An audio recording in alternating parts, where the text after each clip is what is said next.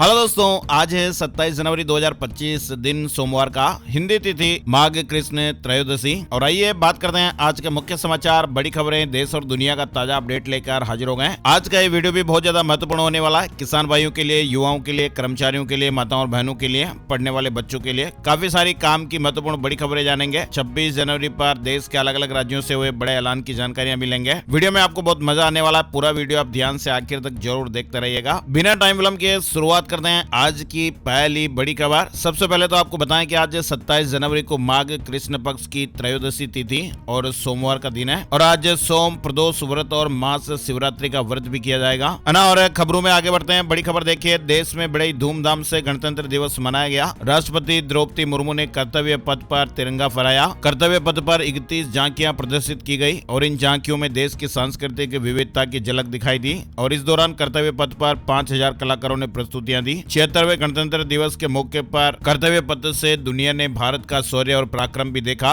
Rafale से लेकर Sukhoi तक की दहाड़ सुनाई दी। प्रलय मिसाइल का भी शक्ति प्रदर्शन दिखाई दिया। इंडोनेशिया के राष्ट्रपति प्रबोवो सुबियांतो गणतंत्र दिवस समारोह के मुख्य अतिथि रहे। कर्तव्य पथ पर अखंड भारत की झलक दिखाई दी। 10,000 विशेष अतिथि साक्षी बने। गणतंत्र दिवस के मौके पर रूस के राष्ट्रपति व्लादिमीर पुतिन ने राष्ट्रपति मुर्मू, पीएम मोदी को बधाई दी। पुतिन ने अपने संदेश में भारत की उपलब्धियों पर प्रकाश डाला और उन्होंने भारत की प्रगति की सराहना करते हुए कहा कि आर्थिक, सामाजिक, वैज्ञानिक, तकनीकी और अन्य क्षेत्रों में भारत की उपलब्धियां व्यापक रूप से जानी जाती हैं। पुतिन ने कहा कि आपका देश अंतर्राष्ट्रीय स्थिरता, सुरक्षा और महत्वपूर्ण क्षेत्रीय और वैश्विक मुद्दों को संबोधित करने में महत्वपूर्ण योगदान देता है। इसके साथ ही पुतिन ने भारत की लोकतांत्रिक नींव की भी सराहना की। वहीं पुतिन ने भारत और रूस के बीच मजबूत द्विपक्षीय संबंधों के बारे में बात करते हुए नागरिकों की खुशी और कल्याण की कामना की है। वहीं देखिए, चीन और श्रीलंका में भी 76वां गणतंत्र दिवस मनाया गया। सिंगापुर के नेताओं ने भी मुर्मू और पीएम मोदी को बधाई दी है। जम्मू कश्मीर के पुलवामा जिले के त्राल चौक पर भी इतिहास रचा गया, जब पहली बार भारतीय राष्ट्रीय ध्वज तिरंगा फहराया गया। कोलकाता में गणतंत्र दिवस की परेड में रोबोट डॉग्स भी दिखाई दिए, सलामी भी दी।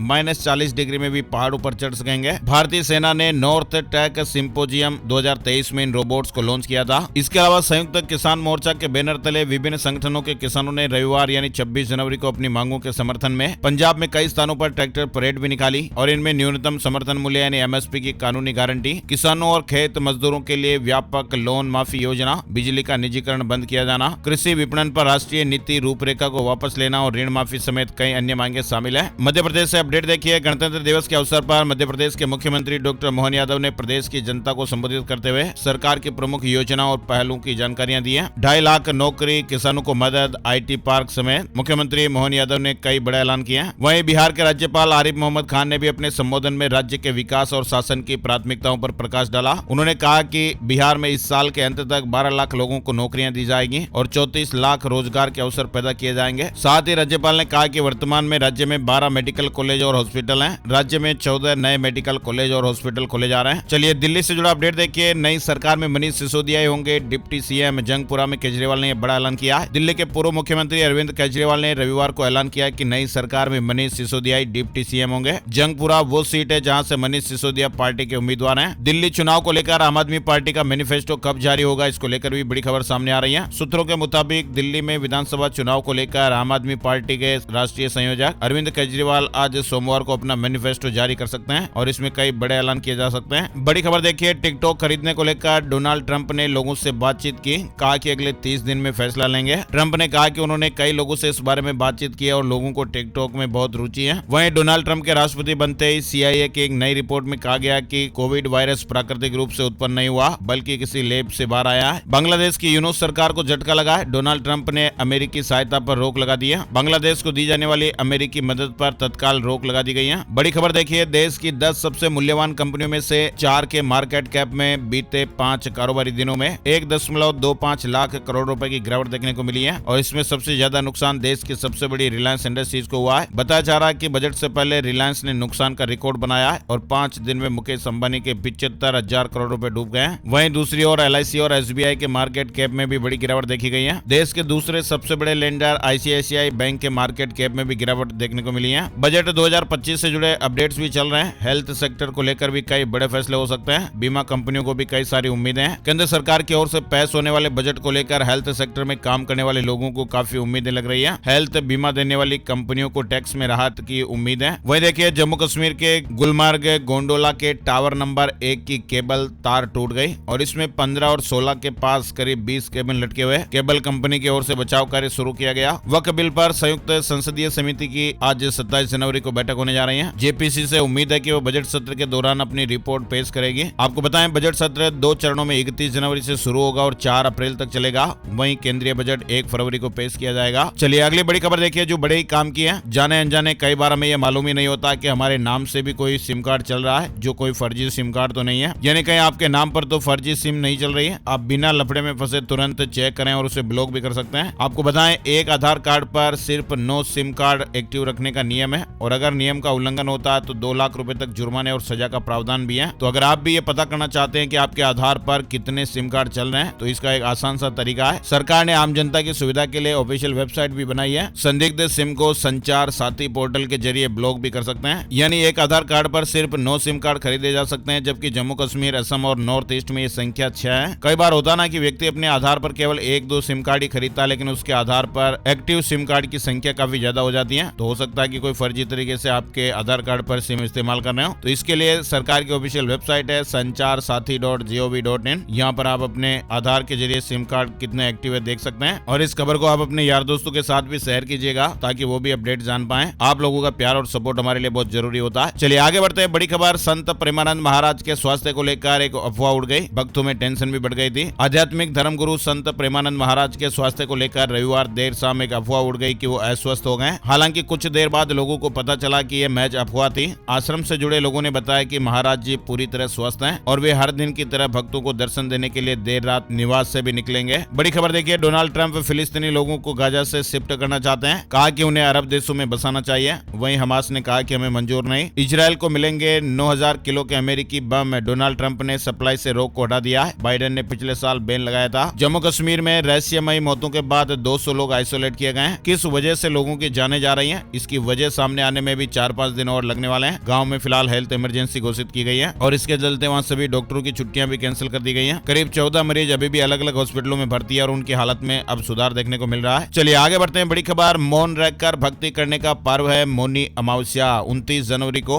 माघ मास की अमावस्या और इस दिन नदी स्नान और दान पुण्य करने की परंपरा है। बुधवार 29 जनवरी को माघ मास की अमावस्या है और इसका नाम मौनी अमावस्या है और इस तिथि का महत्व काफी अधिक है। आपको भी बताएं कि प्रयागराज के महाकुंभ में 29 तारीख को अमृत स्नान होगा और इस दिन मौन रहकर जप तप और भक्ति करने की परंपरा है। माना जाता है कि मौनी अमावस्या के दिन मौन रहने से मन पवित्र होता है, नकारात्मक विचार भी दूर होते हैं। मौनी अमावस्या पर गंगा, यमुना, नर्मदा, प्रयागराज के संगम, शिप्रा, सरस्वती जैसी पवित्र नदियों में स्नान करने की परंपराएं हैं और अभी प्रयागराज में कुंभ चल रहा तो मौनी अमावस्या पर यहाँ के संगम में स्नान करने से अक्षय पुण्य प्राप्त किया जा सकता है। माना जाता है कि इस दिन पवित्र नदियों में स्नान करने से भक्तों के सभी पापों का नाश होता है। वहीं प्रयागराज महाकुंभ से जुड़े अपडेट भी देखिए। मौनी अमावस्या पर 10 करोड़ श्रद्धालुओं के आने की उम्मीद है। प्रयागराज में मौनी अमावस्या से पहले ही संगम में स्नान के लिए देश विदेश से तीर्थ यात्रियों का सैलाब उमड़ रहा है और 29 जनवरी को अमावस्या पर तो 10 करोड़ श्रद्धालुओं के डुबकी लगाने की उम्मीद है। वहीं आपको बताएं, रविवार को अयोध्या में राम मंदिर में दर्शनार्थियों की अनुमान से अधिक श्रद्धालुओं का सैलाब दिखाई दिया, जिसके कारण निकासी मार्ग भी बदलना पड़ा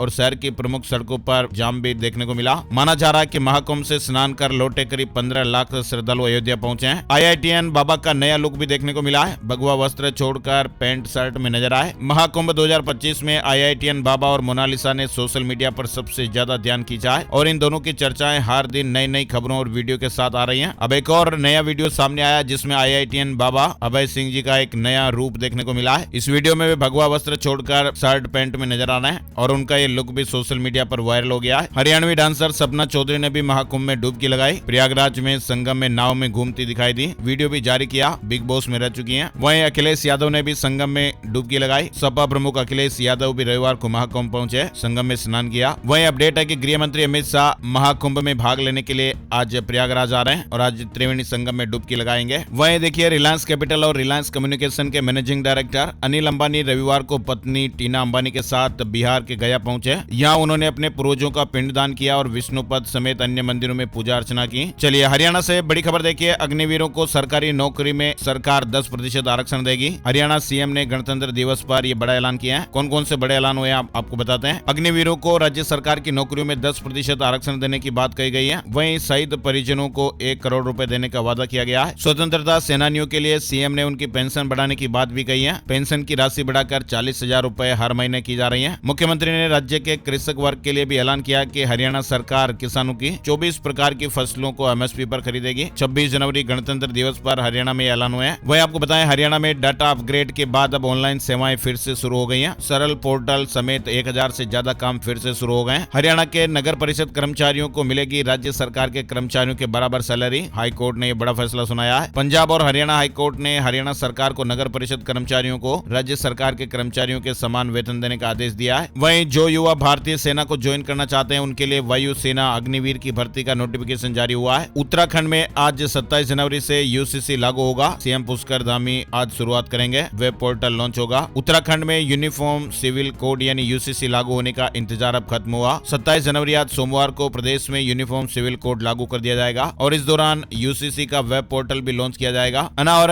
सरकारी कर्मचारियों से जुड़ा अपडेट देखिए। बजट से पहले सरकार ने यूपीएस पर बड़ा अपडेट जारी किया है। यूपीएस का गजट नोटिफिकेशन जारी कर दिया गया है और ये योजना 1 अप्रैल 2025 से लागू होगी। अगस्त में लॉन्च की गई यूपीएस पुरानी पेंशन योजना यानी ओपीएस और राष्ट्रीय पेंशन योजना एनपीएस के बीच संतुलन बनाती है, जो सरकारी कर्मचारियों को रिटायरमेंट के बाद गारंटीड पेंशन प्रदान करती है। चलिए, बिहार में फटाफट होगा सरकारी काम। बिहार की सरकार ने प्रदेश के सभी कार्यालयों में ई ऑफिस में तब्दील करने का महत्वाकांक्षी निर्णय लिया है। 1 फरवरी से सभी कार्यालयों में ई ऑफिस की व्यवस्था शुरू होगी। कर्मचारियों को प्रशिक्षण भी दिया जा रहा है। प्रदेश के सभी समाहरणालयों और अंचल कार्यालयों को चरणबद्ध तरीके से ई ऑफिस में तब्दील करने का निर्णय हुआ है। वही देखिए, बैंक हैकर ने बैंक की एक फाइल को हैक करके 2 करोड़ 34 लाख रुपए की चोरी कर ली। कर्नाटक के विजयनगर जिले में एक बड़े साइबर धोखाधड़ी का मामला सामने आया, जहां पर एक हैकर ने कोऑपरेटिव बैंक के आरटीजीएस या नेफ्ट ट्रांजैक्शन सिस्टम को हैक कर करोड़ों रुपए की राशि चोरी कर ली। इस धोखाधड़ी का तरीका अत्यधिक चतुराई से भरा था,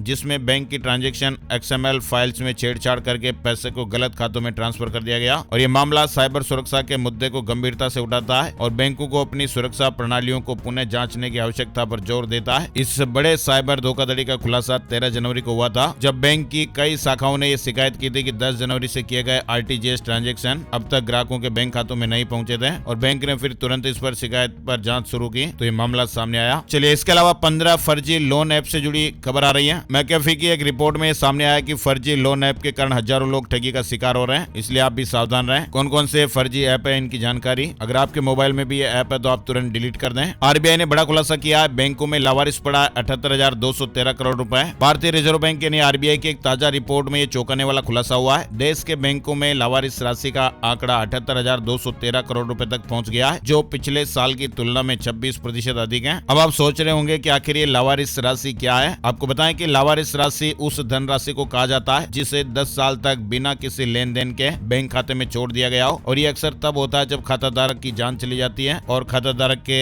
नॉमिनी या परिवार वालों को पता ही नहीं रहता है। खातों को लंबे समय तक नजरअंदाज कर दिया जाता है और उनमें जो पैसा पड़ा है वो लावारिस राशि है। और ऐसे पैसों का बारे में पता लगाने के लिए सरकार ने सुविधा भी दी हुई है। आरबीआई ने उद्गम नामक एक पोर्टल पेश किया हुआ है, जहां पर आप इसकी जानकारियां ले सकते हैं। इस लावारिस राशि में से आपके दादा दादी, माता पिता या अन्य परिजनों के बैंक खाते भी शामिल हो सकते हैं, जिनकी जानकारी आपके पास नहीं है। तो ऐसे खातों की खोज करने के लिए आरबीआई ने उद्गम पोर्टल पेश किया हुआ है और इस तरह से अगर आपके भी कोई बैंक खाते की जानकारी मिलती है तो आप उस राशि को क्लेम कर सकते हैं। सरकार ने सुविधा दी हुई है। चलिए, बड़ी खबर देखिए, सरकार ने बियर के दामों में भारी बढ़ोतरी कर दी है। 20 जनवरी से नए दाम लागू कर दिए गए। अगर आप भी कर्नाटक में पब और पार्टी का आनंद लेना पसंद करते हैं तो ये खबर आपको जरूर ध्यान रखने वाली है। राज्य सरकार ने वहां बियर की कीमतों में 10 रुपए से लेकर 45 रुपए तक की बढ़ोतरी कर दी है और ये बढ़ोतरी 20 जनवरी से लागू भी हो चुकी है। पीएफ का पैसा निकालने को लेकर नियमों में बदलाव। अब एटीएम से डायरेक्ट आप पैसे निकाल पाएंगे और इस कार्ड को लेकर फरवरी 2025 में आधिकारिक घोषणा भी देखने को मिल सकती है। खाता ट्रांसफर और पर्सनल डिटेल अपडेट की सुविधा भी दे दी गई है। बड़ी खबर देखिए, जमशेदपुर टाटा स्टील के कोक प्लांट बैटरी 7 के बंद होने के बाद कर्मचारियों के सरप्लस करने को लेकर शनिवार को भी दिन भर हंगामा होता रहा। टाटा वर्कर्स यूनियन के कमेटी मेंबरों के दबाव के बाद अब आज 27 जनवरी को फिर से हाई लेवल मीटिंग है। आगरा से जुड़ी खबर देखिए, ताजमहल में 3 दिवसीय उर्स शुरू हो गया। पर्यटकों को फ्री एंट्री मिलेगी, खास रस्में भी अदा की जाएगी। दुनिया के 7 अजूबों में शुमार ताजमहल में सालाना आयोजित उर्स का इंतजार सबको रहता है। फिलहाल आपको बताएं कि इस साल सालाना उर्स का आयोजन 26, 27 और 28 जनवरी को है। महाराष्ट्र सरकार की तरफ से 76वें गणतंत्र दिवस के मौके पर मुंबई वासियों को भी बड़ा तोहफा मिला है। मरीन ड्राइव से बांद्रा तक का सफर अब 15 मिनट में पूरा हो सकेगा। कोस्टल रोड ब्रिज का उद्घाटन हो गया है। हिमाचल प्रदेश से बड़ी खबर देखिए, खिलाड़ियों पर हिमाचल सरकार मेहरबान है। एशियाई खेलों और एशियाई पैरा खेलों में स्वर्ण पदक विजेताओं को मिलने वाली पुरस्कार की राशि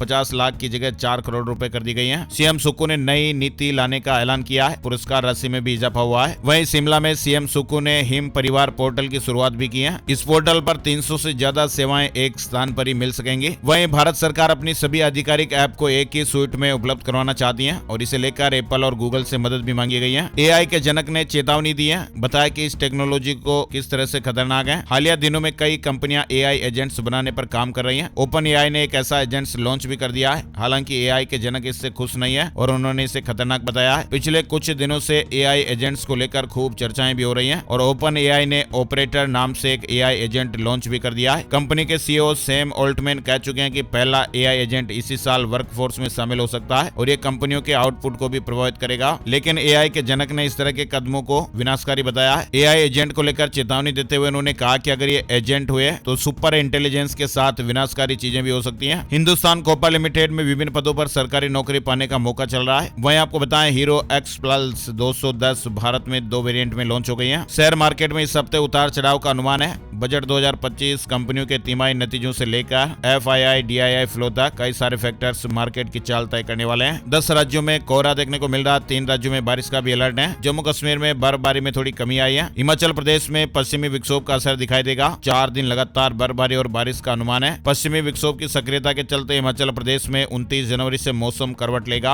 1 फरवरी तक 4 दिन तक प्रदेश के अधिकांश क्षेत्रों में बारिश और ऊंचाई वाले इलाकों में बर्फबारी के आसार हैं। राजस्थान के आईएएस आईपीएस भी साइबर ठगों के निशाने पर। 2 अफसरों का व्हाट्सएप अकाउंट हैक किया। जूनियर से मांगे पैसे 2.25 करोड़ ठगे। नीट यूजी की परीक्षा का पैटर्न बदला, 180 प्रश्न आएंगे, 20 मिनट कम किए। नेशनल टेस्टिंग एजेंसी एनटीए ने नीट यूजी 2025 के परीक्षा पैटर्न में बदलाव किया है और इस संबंध में नोटिफिकेशन जारी कर जानकारी दी गई। वह देखिए, गणतंत्र दिवस समारोह में राजस्थान के जालोर से खबर आ रही है। पार्षद की हार्ट अटैक से जान चली गई। बातचीत कर रहे थे, सीने में दर्द हुआ और गिर पड़े। वहीं राजस्थान के भारत तिब्बत सीमा पुलिस आईटीबीपी के जवान का शनिवार 25 जनवरी को हार्ट अटैक से जान चली गई, निधन हो गया। महाकुंभ में ड्यूटी के दौरान डॉक्टर की हार्ट अटैक से जान चली गई। प्रयागराज में थी समस्तीपुर के डॉक्टर साहब की तैनाती, घर के इकलौते वारिस थे। बड़ी खबर देखिए, इंदौर में 31 जनवरी से क्रेडाई प्रॉपर्टी शो होगा। 30 डेवलपर शिरकत करेंगे। रियल एस्टेट के 200 से ज्यादा प्रोजेक्ट और ऑफर्स पेश किए जाएंगे। मध्य प्रदेश से बड़ी खबर देखिए, निजी अस्पतालों में 3 लाख रुपए और यहाँ 50,000 रुपए लगेंगे। एम्स में मार्च से शुरू होगा प्रदेश का पहला सरकारी आईवीएफ सेंटर। अखिल भारतीय आयुर्विज्ञान संस्थान एम्स भोपाल में प्रदेश का पहला सरकारी in vitro fertilisation IVF centre शुरू हो रहा है और ये सुविधा मार्च से उपलब्ध हो जाएगी। यहाँ पर निसंतान दंपतियों को रियायती दरों पर इलाज मिलेगा। मध्य प्रदेश में 1 फरवरी से मावठा गिरेगा। जबलपुर, ग्वालियर, चंबल समेत 7 संभाग भीग सकते हैं। भोपाल, इंदौर में भी ठंड बढ़ने का अनुमान है। और आइए अब आपको बताते हैं कि सितारे क्या कुछ कह रहे हैं। आज का राशि बल, आज 27 जनवरी सोमवार को वृष राशि वालों की आर्थिक समस्याएं काफी हद तक ठीक हो जाएगी। मिथुन राशि के लोगों को कामकाज में कई तरह के मौके मिल सकते हैं। नौकरी पेशा लोगों को मन मुताबिक काम मिल सकता है। कर्क राशि वालों को रुका हुआ काम पूरा होने के योग है। सिंह राशि वालों को उन्नति और सफलता मिलने के योग है। तुला राशि के लोगों की आर्थिक स्थिति में सुधार हो सकता है। वृश्चिक राशि के लोग प्रॉपर्टी खरीद सकते हैं। धनु राशि वालों के काम तय समय पर पूरे होंगे। कुंभ राशि वालों का प्रॉपर्टी खरीदने बेचने का कोई काम रुका हुआ तो पूरा हो सकता है। इनके अलावा मेष राशि के नौकरी पेशा लोगों को मनचाहे पद के लिए इंतजार करना पड़ सकता है। मकर राशि के नौकरी पेशा लोग परेशान हो सकते हैं और बाकी राशियों पर सितारों का मिला जुला असर रहेगा। तो ये थे दोस्तों आज के मुख्य समाचार, बड़ी खबरें, हेडलाइंस और सुर्खियां अपडेट। वीडियो कैसा लगा कमेंट करके जरूर बताइएगा और इस वीडियो को आप अपने यार दोस्तों, मिलने वालों और जान पहचान वालों के साथ फेसबुक और व्हाट्सएप पर भी जरूर शेयर कर दीजिएगा। एक और नई जानकारी और अपडेट वीडियो में फिर मिलते हैं, तब तक के लिए जय श्री राम, जय हनुमान।